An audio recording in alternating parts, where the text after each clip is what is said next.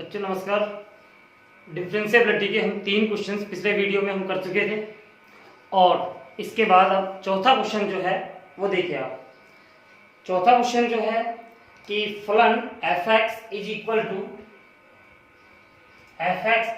To mod of x-1 plus mod of x-2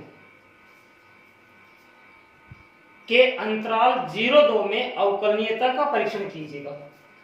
के अंतराल 0-2 में अवकलनीयता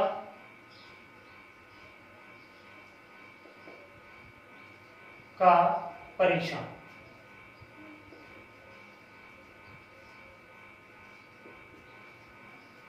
देखिए ये फंक्शन हमारे पास मॉडुलस फंक्शन है, मापांक फलन है, इसलिए सबसे पहले तो हमें इसको रिकंस्ट्रक्ट करके लिखना पड़ेगा यहाँ पे। और किस प्रकार से लिखेंगे देखिए आप। f(x) इज इक्वल टू, हमारे पास यहाँ पे क्या पॉसिबिलिटीज हो सकती है। मॉडुलस फंक्शन के लिए मैंने बताया था कि अंदर चाहे वो प्लस में हो चाहे माइनस में हो, लेकिन बाहर आकर के वो पॉजिटिव ही होता है हमेशा। इसलिए हमारे पास ये अंदर वाली जो संख्या है ये नेगेटिव भी हो सकती है और पॉजिटिव भी हो सकती है। तो हमें यहाँ पे ये देखना है इसकी सबसे पहले तो कि ये पॉजिटिव कहाँ पे होगी और नेगेटिव कहाँ पे होंगी। ठीक, तो सबसे पहले मैं इन दोनों को नेगेटिव ले लेता हूँ। ये भी नेगेटिव है और ये भी नेगेटिव है। तो वो कब हो सकती है, जब x का मान, x की वैल्यू 1 से लेस देन होगी। अगर 1 से लेस देन होगी तो दोनों एक साथ नेगेटिव होंगे ये। तो यहाँ पे मैं लिख लेता हूँ कि minus x-1 minus x-2 when x is less than to 1। अगर x का मान 1 से छोटा है तो दोनों ही ये कैसे होंगे, नेगेटिव होंगे।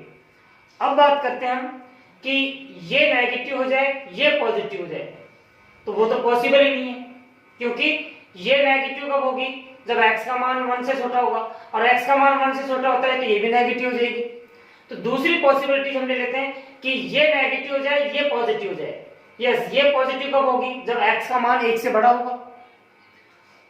ये नेगेटिव कब होगी, जब x का मान 2 से छोटा होगा। तो इसका मतलब एक अंतराल मिल जाता है हमें कि x-1 ये पॉजिटिव है और ये नेगेटिव आ रहा है कब, जब x का मान ग्रेटर देन और equal to 1 and less than to 2।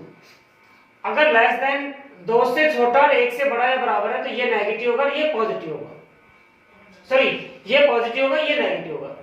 अब दोनों पॉजिटिव कब हो सकते हैं, जब x का मान 2 से बड़ा हो, minus plus x-2 when x is greater than equal to 2। एक बार दोबारा से सुनना इसको, क्योंकि यही है मेन चीज। अगर ये हो गया तो फिर तो हम अवकलनीयता का परीक्षण आसानी से कर लेंगे। इसके अंदर क्या करें, हमारे पास पॉसिबिलिटीज क्या क्या हो सकती हैं इन दो के लिए। दोनों नेगेटिव हो सकते हैं, एक नेगेटिव एक पॉजिटिव हो सकता है, या दोनों की दोनों पॉजिटिव हो सकते हैं। तो सबसे पहले मैंने मान लिया कि दोनों के दोनों नेगेटिव होंगे। तो ये दोनों नेगेटिव कब हो सकते हैं, जब x का मान 1 से छोटा होगा तभी ये नेगेटिव हो सकता है। अगर x का मान 1 से छोटा है तो ये भी नेगेटिव होगा। इसका मतलब है दोनों नेगेटिव कब हो सकते हैं, जब x का मान 1 से छोटा होगा। अब दूसरी पॉसिबिलिटी, ये पॉजिटिव हो जाए ये नेगेटिव हो जाए। कब हो सकता है, ये पॉजिटिव तभी हो सकता है जब x का मान 1 से बड़ा होगा, ये नेगेटिव तभी होगा जब 2 से छोटा होगा। इसका मतलब एक अंतराल हमें मिल रहा है यहाँ पे कि x का मान 1 से बड़ा या बराबर हो और 2 से छोटा हो, तो ये पॉजिटिव हो जाएगा ये नेगेटिव हो जाएगा। ये दूसरी पॉसिबिलिटीज थी हमारे पास। तीसरी पॉसिबिलिटीज क्या होगी कि ये नेगेटिव हो जाए ये पॉजिटिव हो जाए, तो ये तो पॉसिबल ही नहीं होगा। क्यों, क्योंकि ये नेगेटिव तभी होगा जब x का मान 1 से छोटा होगा, और x का मान 1 से छोटा होगा तो ये हमेशा नेगेटिव होगा। तो इसका मतलब ये जो तीसरी पॉसिबिलिटीज है ये यहाँ पे नहीं आएगा, क्योंकि वहां पे एग्जिस्ट ही नहीं कर रहा होगा। चौथी पॉसिबिलिटीज क्या हो सकती है हमारे पास कि ये दोनों पॉजिटिव हो जाए। दोनों पॉजिटिव कब होंगे, जब x का मान 2 से बड़ा होगा। तो यहाँ पर ये मैंने लिख दिया। तो पहले तो आप टोटल पॉसिबिलिटी हमारे पास कितनी है वो चेक कर लेना कि हमारे पास 4 पॉसिबिलिटीज बन रही हैं, जिसमें से 3 तो एग्जिस्ट कर रही हैं, लेकिन चौथी जो है वो एग्जिस्ट नहीं कर रही। कौन सी एग्जिस्ट नहीं कर रही, कि ये नेगेटिव हो जाए ये पॉजिटिव हो जाए। क्यों, क्योंकि x का मान 1 से छोटा होते ही तो ये नेगेटिव हो जाएगा, लेकिन ये नेगेटिव पॉजिटिव नहीं होगा।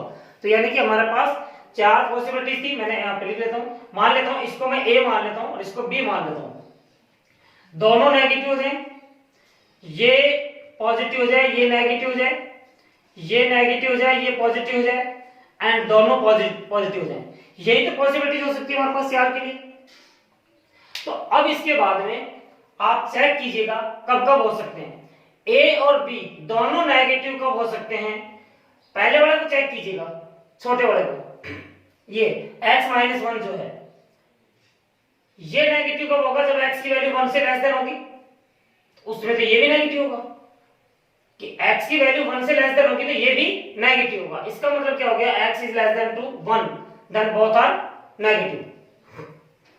दूसरी पॉसिबिलिटी, ये पॉजिटिव हो जाए, ये नेगेटिव हो जाए। ये पॉजिटिव कब होगी, जब x का मान 1 से बड़ा होगा, ठीक। ये नेगेटिव कब होगी, जब x का मान 2 से छोटा होगा। तो इसका मतलब एक अंतराल हमें मिल रहा है कि x की वैल्यू 1 से greater than equal to less than to 2 होगा, तो ये पॉजिटिव होगा, ये नेगेटिव होगा। तीसरी पॉसिबिलिटी क्या है कि ये नेगेटिव हो जाए, ये पॉजिटिव हो जाए।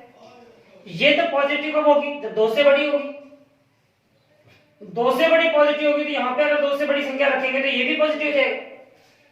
जब दूसरे तरीके से हम ये कह सकते हैं कि ये नेगेटिव कब होगा, जब x का मान 1 से छोटा होगा। x का मान 1 से छोटा होगा, तो x का मान 1 से छोटा यहाँ पे रखेंगे तो ये भी कैसा होगा, नेगेटिव होगा। तो यानी कि दोनों नेगेटिव होंगे। तो यानी कि ये जो थर्ड पॉसिबिलिटी जो मैंने लिखी है, ये थर्ड पॉसिबिलिटी एग्जिस्ट नहीं कर रही यहाँ पे। थर्ड पॉसिबिलिटी यहाँ पे विद्यमान नहीं है, एग्जिस्ट कर ही नहीं सकती यहाँ पे। अब फोर्थ पॉसिबिलिटी, दोनों पॉजिटिव कब हो सकते हैं, जब x का मान 2 से बड़ा या बराबर होगा, तो ये दोनों पॉजिटिव होंगे।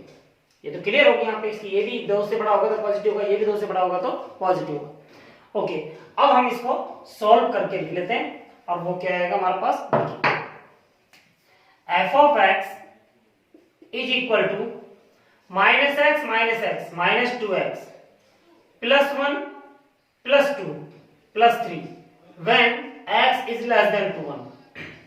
x से x कैंसिल हो जाएगा, माइनस 1 प्लस 2, तो यानी कि 1 आ जाएगा, when x is greater than और equal to 1 and less than to 2। x और x 2x माइनस 2 और माइनस 1 माइनस का 3 when x is greater than equal to 2। अब हमें यहाँ पे इस अंतराल में चेक करना है कि ये अवकलनीय है या नहीं है। इसके लिए 0 से 2 के बीच में, 0 और 2 तो इंक्लूड है, इनके बीच की संख्या इंक्लूड है, लेकिन 2 से उधर नहीं जाएंगे, 0 से लेफ्ट हैंड साइड में नहीं आएंगे। तो इसका मतलब है कि हमारे पास यहाँ पे देखिए, एक तो ये 1 पर चेक करना हमें, एक 2 पर, लेकिन 2 की लेफ्ट हैंड लिमिट तो हमारे पास एग्जिस्ट कर रही है, विद्यमान है। 2 से ग्रेटर देन, तो 2 से ग्रेटर देन तो जाएंगे नहीं हम, जो राइट हैंड लिमिट है, राइट हैंड डेरिवेटिव है, वो तो निकालना ही नहीं है हमें, क्योंकि 2 से बाहर जाना ही नहीं है। तो हमारे पास सिर्फ एक पॉइंट आ गया है कि 1 के ऊपर हमें चेक करना है कि ये अवकलनीय है कि नहीं है। अगर ये 1 पर अवकलनीय हो जाएगा तो इस अंतराल में ये अवकलनीय होगा।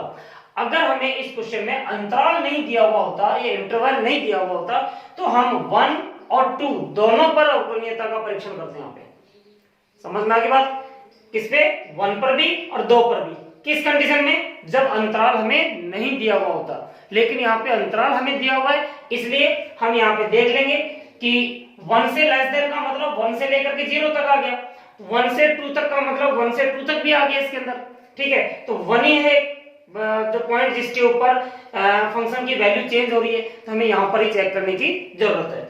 2 पे इसलिए नहीं करेंगे क्योंकि 2 से लेस देन और 2 से ग्रेटर देन दोनों की जरूरत है, लेकिन लेफ्ट हैंड डेरिवेटिव हम निकाल सकते हैं, लेकिन राइट हैंड निकालने की जरूरत ही नहीं है, क्योंकि हमें यहाँ पे इंटरवल पर बाउंड कर दिया हमें यहाँ पे कि 2 से आप राइट हैंड साइड में नहीं जाएंगे।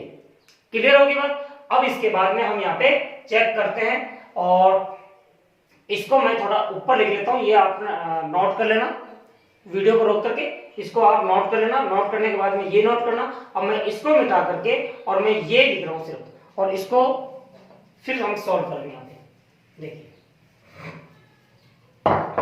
ये आ गया हमारे पास, f of x is equal to minus 2x plus 3 when x is less than to 1, 1 when x is greater than equal to 1 and less than equal to 2 and 2x -3 when x is greater than equal to 2। Okay, अब इसके बाद में हम यहाँ पे x बराबर 1 पर अवकलनीयता का परीक्षण करेंगे। यहाँ पे तो यहाँ पे लिखिए x बराबर 1 पर अवकलनीयता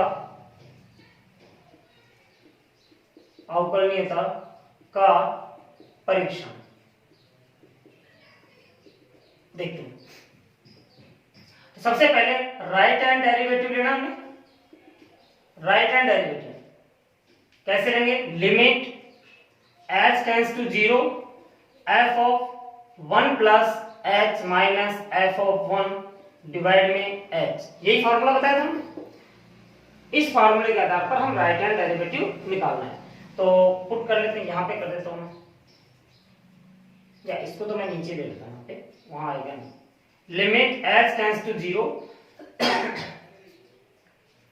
f ऑफ 1 प्लस h, यानी कि 1 से ग्रेटर देन के लिए 1 ही, तो यहाँ पे तो हमारे पास फंक्शन की वैल्यू 1 ही रहेगी, चाहे यहाँ पे जो मर्जी आ जाए, माइनस f ऑफ 1 के लिए भी 1 ही रहेगा, डिवाइड में h इज इक्वल टू 0। 1 में से बन जाएगा 0, 0 बाय h, और फिर उसमें लिमिट अप्लाई करेंगे तो 0 हो जाएगा। अब इसके बाद लेफ्ट हैंड डेरिवेटिव देखते हैं। Limit h tends to 0 f of 1 minus h minus f of 1 divide में माइनस h। देखते हैं 1 माइनस h के लिए 1 से लेस देन ये वाला लेके चलेंगे, तो ये आएगा हमारे पास लिमिट h टेंड्स टू 0 और -2 x की वैल्यू आ गई 1 minus h plus 3 minus f of 1 की वैल्यू कितनी हमारे पास 1, ये 1 डिवाइड में माइनस h। देखिए आगे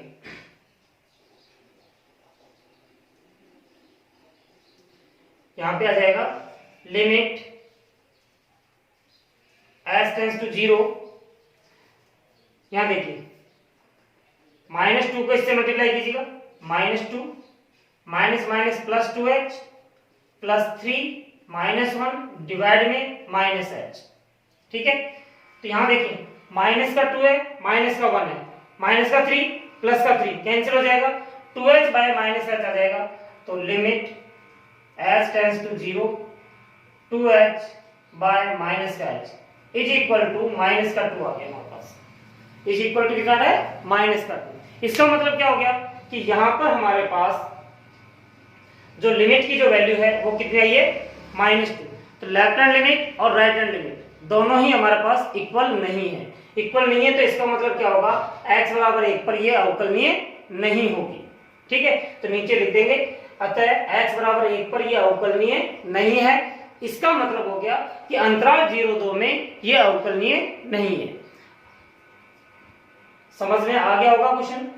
यहां पर सिर्फ आपको क्या करना है, इसको रिकंस्ट्रक्ट करके लिखना है इस प्रकार से, और जब आप इस तरह से लिख चुके होगे तो फिर उसके बाद में अवकलनीयता का परीक्षण करने में कोई दिक्कत नहीं आएगी हमें। ठीक है, तो मैं इसको मिटा देता हूं, नेक्स्ट क्वेश्चन देखते हैं।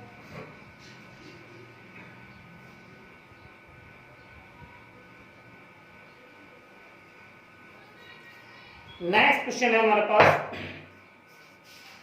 फिफ्थ क्वेश्चन कि f(x) is equal to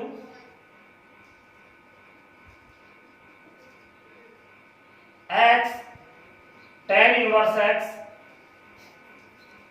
when x is not equal to 0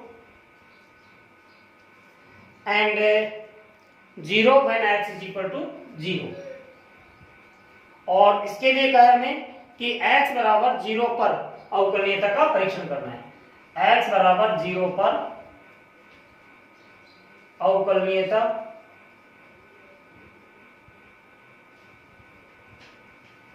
का परीक्षण। देखिए वही राइट हैंड डेरिवेटिव लेंगे, limit h tends to 0 f of 0 plus h minus f of 0 divide में h। आगे देखिए लिमिट h टेंड्स टू 0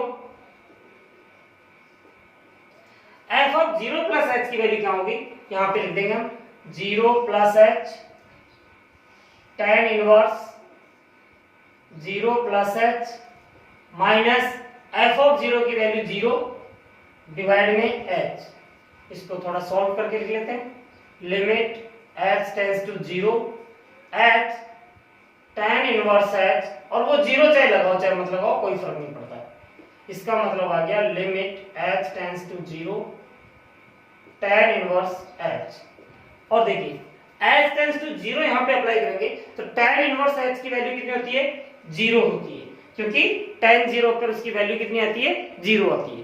इसलिए tan इनवर्स h यानी कि h की जगह पे 0 रखेंगे तो वो 0 आ जाएगा। अब हम लेते हैं left hand derivative.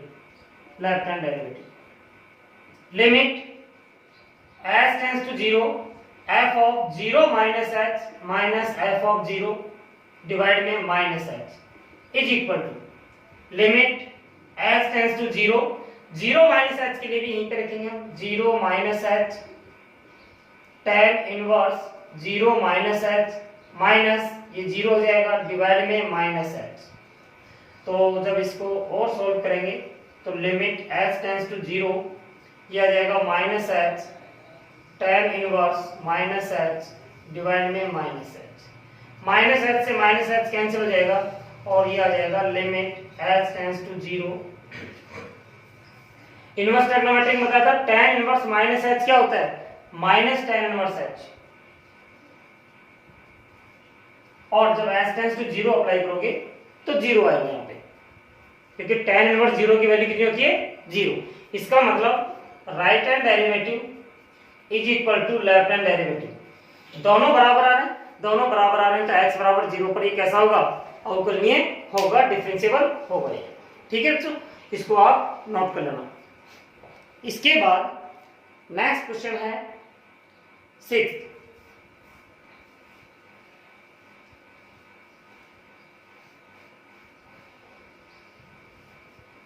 Sixth question है कि f of x is equal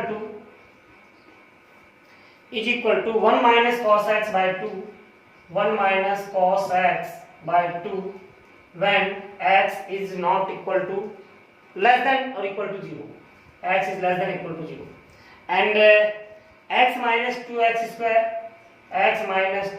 square by 2 when x is greater than to 0, greater than to 0। और इसने पूछा है x बराबर 0 पर अवकलनीयता का परीक्षण। x बराबर 0 पर अवकलनीयता का परीक्षण। x बराबर 0 पे करेंगे, हमारे पास लेफ्ट हैंड भी दे रखा है और राइट हैंड वैल्यू दे रखी है, दोनों वैल्यू है। तो सबसे पहले राइट हैंड ले लेते हैं, right hand derivative limit h tends to 0 f of 0 plus h minus f of 0 divide में h is equal to limit h tends to 0 f of 0 plus h, 0 से ग्रेटर देन के लिए ये लेंगे तो 0 plus h sorry and minus twice of 0 plus h का whole square बटे में 2 माइनस f ऑफ 0 की वैल्यू यहाँ पे होगी 1 माइनस cos 0 बटा में 2 और अपॉन कितना था हमारे पास h है 1 माइनस cos 0 बाय 2। ये किसके लिए था? इक्वल टू 0 के लिए। यहाँ पे देखिए, इसको और सॉल्व करते हैं। लिमिट h टेंड्स टू 0, ये हो जाएगा हमारे पास h minus 2h square by 2। और यहाँ देखिए cos 0 की वैल्यू 1 होती है तो 1 माइनस 1 कितना हो जाएगा? 0 हो जाएगा। 0/2 0 हो जाएगा, तो इसको तो छोड़ देंगे, बाकी बच गया हमारे पास h, तो इसको 1/h करके लिख लेंगे। h यहाँ से कॉमन आएगा तो बचेगा क्या? Limit h tends to 0 1 minus 2h by 2। और जो h हमने कॉमन लिया था उस h से ये h कैंसिल हो जाएगा तो यहाँ से 1 बचेगा माइनस 2h बचेगा बटे में 2 बचेगा। जब h टेंड्स टू 0 यहाँ पे अप्लाई करोगे तो 1/2 आएगा यहाँ पे, तो ये आ गया हमारे पास 1/2। ओके, अब लेते हैं हम left hand derivative. Left derivative के limit h tends to 0 f 0 minus h minus F of 0 by minus H. H tends to 0, 0 minus H, 0 से लेस देन के लिए तो ये लेंगे, कितना आएगा 1 minus cos 0 minus h by 2 and minus F of 0 के लिए फिर यही लेंगे हम क्योंकि इक्वल टू भी है 1 माइनस कॉस 0 बाय 2 डिवाइड में h minus H.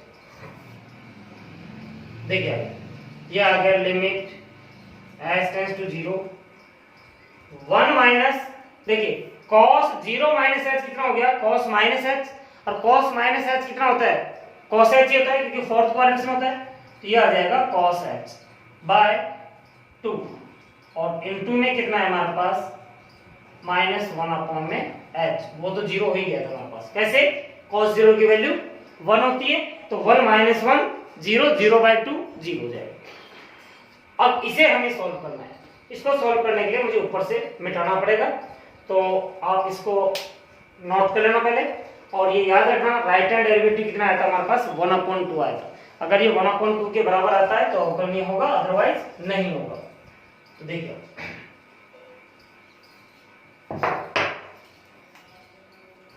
Limit h tends to 0, 1 minus cos h क्या होता है 2 sin square h by 2 divide में 2 और h भी लगा लेता हूँ और ये माइनस है इसको बाहर लगा लेता हूँ यही बचेगा मेरे पास। आगे देखिए minus limit h tends to 0, 2 से 2 कैंसिल हो जाएगा sine h by 2 by h into limit h tends to 0 sine h by 2।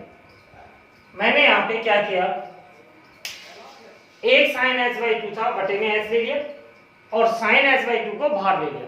दूसरे तरीके से कर सकते थे होल स्क्वायर में करके, लेकिन थोड़ी सी कंफ्यूजन होती तो वो समझने में थोड़ा सा मुश्किल होता। आप एक काम करना, साइन स्क्वायर h बाई 2 था तो sine h by 2 by h and sine h by 2 को अलग से लेना। अब ये लिमिट 1 हो जाती यदि यहाँ पर बटे में 2 होता। क्यों?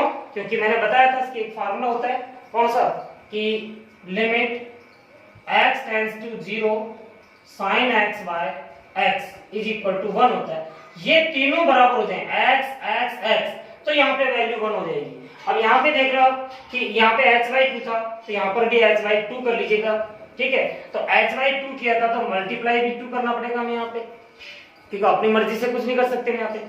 अब देखिए यहाँ पर h बाई 2 है और यहाँ पर h टेंस टू 0 है, तो जब h टेंस टू 0 होगा तो h बाई 2 टेंस टू भी 0 होगा, ठीक। तो इसकी पूरे की वैल्यू तो हो जाएगी कितनी 1, तो ये आ गया माइनस 1/2 इंटू, यहाँ पर जब लिमिट अप्लाई करेंगे तो साइन 0 बाई 2 क्या होता है 0 होता है, साइन 0 की वैल्यू 0 होती है, इज इक्वल टू कितना आ गया 0। It means left hand derivative और राइट हैंड डेरिवेटिव दोनों बराबर नहीं आ रहे, क्योंकि वहां पे राइट हैंड डेरिवेटिव में 1/2 आया था और यहाँ पे कितना आ रहा है हमारे पास 0 आ रहा है। इसका मतलब दोनों के दोनों ये बराबर नहीं होंगे, तो बराबर नहीं है तो x बराबर 0 पर ये अवकलनीय नहीं है। समझ में आ गया? लिखना पड़ेगा हमें यहाँ पे कि right hand derivative is not equal to left hand derivative, अतः x बराबर 0 पर दिया गया फलन अवकलनीय नहीं है, ठीक। इसके बाद नेक्स्ट क्वेश्चन जो है हमारे पास बहुत इंपॉर्टेंट है क्वेश्चन वो, और ये मैंने आपको जब संतत मैंने करवाया था, कॉन्टिन्यूअस मैंने करवाया था, तब मैंने आपको बताया भी था ये सवाल क्या था हमारे पास, कि सिद्ध कीजिए कि फलन f of x is equal to x की power m cos 1/x when x is not equal to 0 and 0 when x is equal to 0, ठीक है। x बराबर 0 पर संतत है, x बराबर 0 पर संतत है यदि m is greater than to 0।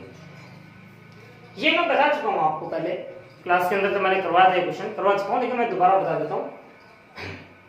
क्या करना है कि ये h बराबर 0 पर संतत है, तो कब होगा? जब m 0 से बड़ा होगा। किस प्रकार से करेंगे देखिए,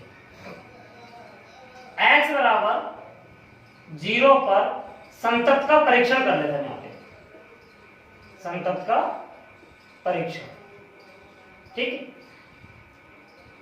राइट हैंड लिमिट लेंगे, संतत का कर रहे हैं, डेरिवेटिव नहीं लेंगे, यहाँ पे लिमिट लेंगे यहाँ पे। और ये लिमिट कितनी आई है हमारे पास कि limit x tends to 0 positive f of x is equal to limit s tends to 0 f 0 plus h, और ये वैल्यू fx के अंदर रखेंगे तो कितना आएगा? Limit s tends to 0, x की वैल्यू है 0 प्लस h की power m cos 1 upon 0 plus h, और इसको थोड़ा सिंप्लीफाई करके लिख लें, limit x tends to 0 x की power m cos 1 upon h, ठीक है। अब यहाँ पे एक चीज देखने वाली बात है कि cos 1 अपॉन h की वैल्यू क्या होगी? h की जो मर्जी वैल्यू हो, यहाँ पर ये हमेशा, क्योंकि cos का जो मान होता है वो 1 और -1 के बीच में होता है, तो इसलिए ये तो एक कोई ना कोई फाइनाइट वैल्यू आएगी हमारे पास कि इसकी वैल्यू तो हमारे पास आएगी 1 और -1 के बीच में। और ये जो है h टेंड्स टू 0 अप्लाई करेंगे, और m है, इसको यहीं पे छोड़ते हैं, हम आगे देखते हैं। Left hand limit h tends to 0 negative f of x is equal to कितना होगा? Limit h tends to 0 f of 0 minus h, ठीक। तो यहाँ पे हो जाएगा हमारे पास कि limit h tends to 0 minus h की power m and cos 1 upon 0 minus h, इसमें रखेंगे x is not equal to 0 के लिए। तो यहाँ से हमारे पास कितना निकल के आ रहा है कि limit h tends to 0 minus h की पावर m और cos 1 upon h, cos 1 upon h, क्योंकि cos माइनस थीटा क्या होता है? cos थीटा ही होता है। यहां पर भी वैल्यू कितनी आएगी? इन्फिनिटी से -1 से 1 के बीच में कोई फाइनाइट वैल्यू आएगी, परिमित मान आएगा। इसका मतलब क्या हो गया कि जब आप h टेंड्स टू 0 इसमें अप्लाई करते हो यहाँ पे, तो 0 की पावर m 0 हो जाएगा, इनटू यहाँ पे चाहे जो मर्जी वैल्यू हो, -1 से 1 के बीच में कोई भी संख्या आएगी, उससे मल्टीप्लाई करेंगे तो 0 आएगा। यहाँ पर भी -0 की पावर m और -1 और 1 के बीच में कोई भी संख्या है तो वो भी उसको 0 से मल्टीप्लाई करेंगे, क्या आएगा? 0 आएगा। तो इसका मतलब, और हमारे पास x इज इक्वल टू 0 पर फंक्शन की वैल्यू कितने हैं? f of 0 is equal to 0। इसका मतलब हो गया कि तीनों वैल्यू 0 के बराबर होंगी यदि ये x बराबर 0 पर संतत है, ठीक है। लेकिन ये तो हमें दिया हुआ है कि x बराबर 0 पर अगर ये संतत है तो m is greater than to 0 होगा, ये प्रूव करना हमने यहाँ पे। तो यहाँ पे नीचे जो एक लाइन लिखेंगे, इसको नोट करने के बाद में एक लाइन लिखना, और वो लाइन क्या होगी हमारे पास कि यहाँ पे लिख लेते हैं, यदि x बराबर 0 पर फलन संतत है तो f ऑफ 0 बराबर limit h tends to 0 h की power m cos 1 upon h is equal to limit h tends to 0 minus h की power m cos 1 upon h। ये तीनों के तीनों हमारे पास बराबर होने चाहिए। बराबर होने का मतलब क्या है कि f ऑफ 0 की वैल्यू कितनी? 0, इसकी वैल्यू भी 0 होनी चाहिए, इसकी वैल्यू भी 0 होनी चाहिए। तो मैं ऊपर से मिटा देता हूं इसको, फिर उसके बाद में ये तीनों वैल्यू 0 होनी चाहिए। इसका मतलब हो गया कि limit h tends to 0 h की पावर है cos 1 upon h is equal to limit h tends to 0 minus h की power m cos 1 upon h, ठीक है, इज इक्वल टू कितना आना चाहिए, 0 आना चाहिए। अब ये 0 तभी आ सकता है जब m की वैल्यू जो होगी वो कितनी होगी, 1 से सॉरी 0 से ग्रेटर देन होगी। क्यों? क्योंकि मैं थोड़ी देर के लिए मान लेता हूं कि m जो है इज लेस देन टू 0 है। अगर लेस देन टू 0 हुआ ये, तो इसका मतलब m को मैंने मान लिया 1 अपॉन माइनस n मान लिया। 0 से छोटा है ना ये m, तो मैं माइनस n मान लेता हूं। जैसे मैं यहाँ पे रखूंगा h की पावर माइनस n, ये हो जाएगा 1 अपॉन h की पावर n, h की 1 अपॉन h की पावर n। और जब h की जगह पर मैं h टेंड्स टू 0 अप्लाई करूंगा तो 1 अपॉन 0 होकर के नॉट डिफाइन हो जाएगा, ये इन्फिनिटी हो जाएगा। तो इन्फिनिटी हो गया तो वो 0 के बराबर नहीं आएगा। तो इसका मतलब क्या हो गया कि हमारे पास m का मतलब m का मान कितना होना चाहिए, ओके, 0 से ग्रेटर देन, ठीक है। आता है m is greater than to 0, 0 से बड़ा होगा तो ही ये संतत होगा, नहीं तो नहीं होगा। समझ में आ गया होगा। सेम इसी प्रकार से हमें किसके लिए करना है, अवकलनीयता के लिए। तो कैसे करेंगे देखिए,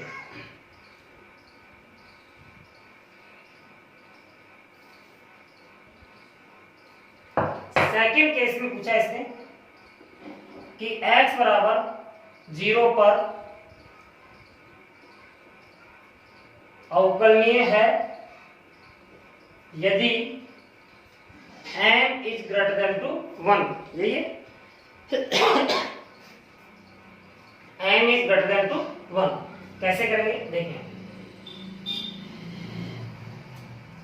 राइट हैंड डेरिवेटिव ले लेते हैं, limit h tends to 0 f of 0 plus h minus f of 0 divide में h is equal to limit